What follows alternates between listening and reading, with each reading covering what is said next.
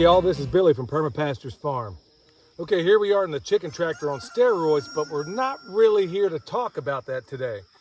I want to talk about compost management, and it doesn't specifically have to be within this system, but in general. Okay, this is the one that just turned out of the cage not long ago. As you can see, there's piles of steam coming off this stuff. You see a bunch of straw. There's a lot of things in here you don't see, like the food scraps, all these things that are helping to create the chemical and biological reaction that's going to break this stuff down. If you look at it, this is also going to be a really good example to explain the different varying stages of how this stuff transforms from this into compost. Now, we've had a bunch of rain last night, pretty much all day in the afternoon and onward, and today we're expecting a fair amount more of rain.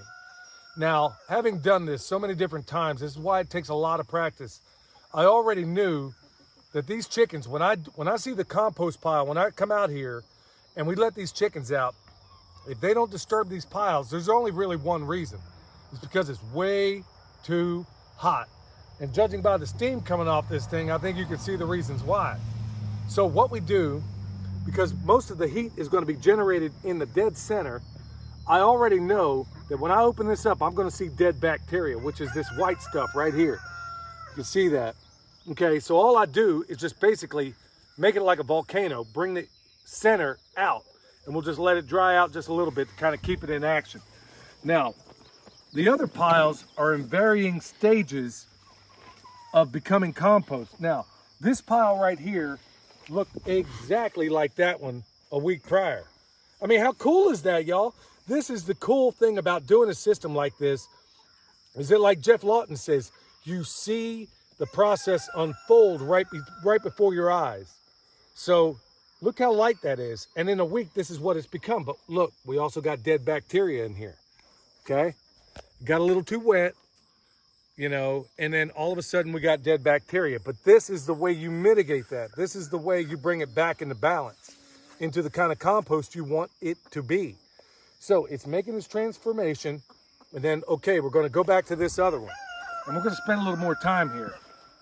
Now, this is where we processed, where we took the two piles and put them together. Now, as you can see, this stuff is considerably, if you look all the way down here, you can see how much more this stuff is becoming compost as opposed to the other two piles. Folks, this is the beauty of doing this over and over and over again, because there's little nuanced things that you learn while doing this. Now, in here, there's almost no dead bacteria. There's a little bit here and there, but I'm not too concerned about it, but I'm just going to cool it off just the same. This is why, this is why we do so many videos on compost making. Number one, because we know there are tons of new people getting into this space. And number two, there's a lot of people that have been at this for a long, long time and don't really understand how this compost making unfolds. So we try to spend as much time as we can, because like when I was talking to Eric Sider the other day, and go check his channel out, he was talking about just how much 1 cubic yard of compost, how much that can feed just an entire family. Now look at this. We got 3 right here. We got 1.5 right there, 1.5 right there. Do the math on it. I mean, think about how much you can possibly do with something that is so incredibly filled with life.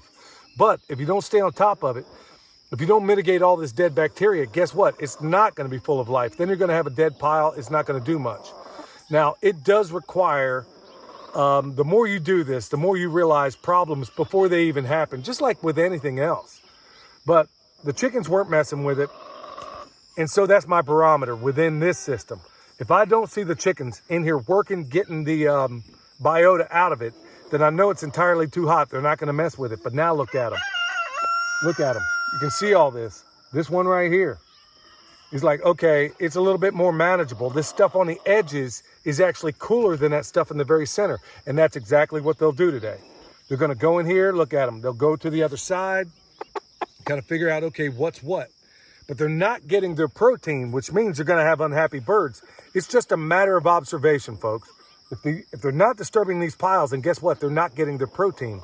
Because in this system, if you're new to it, we don't feed them. protein generally. We give them carbohydrates and all of the protein they extract out of here. So there's this incredible symbiosis that occurs with all of this stuff, but at the end of the day, none of it's going to happen if you don't stay on top of your observation. So like I said, within this system, I know the birds are my barometer. If it's an 18-day pile, well, you got to be 100% of the barometer. It's so cool how this stuff, I mean, look at it. Here it is. This stuff is a week away from having 3 cubic yards of hardcore legit compost, biologically active stuff that you can't possibly purchase. You can't buy it anywhere, folks. That's a fact. You cannot buy the stuff that is going to work best for your property any other place than at your property. That's why we cover this stuff so much. So here we are. That's what I wanted to get into today, folks. Just watch your compost. Use your birds if you have them in this system, or a system that's not, let's say it's not a chicken tractor on steroid system. Let's say it's another system where you're just using your birds to help make that compost. Just watch them, see what they're doing, because they're going to tell you everything. Just work with them, make them your partners, and not only, you know, making this compost, but all the other things that happens along the way. Folks, how cool is this? Just watch your compost, stay on top of it, and you are going to produce life that is unimaginable. In so many different places you can use this stuff. So hopefully this is helpful. Remember, subscribe, tell your friends about us. Remember, we also got stuff at the website. Right now we have comfrey.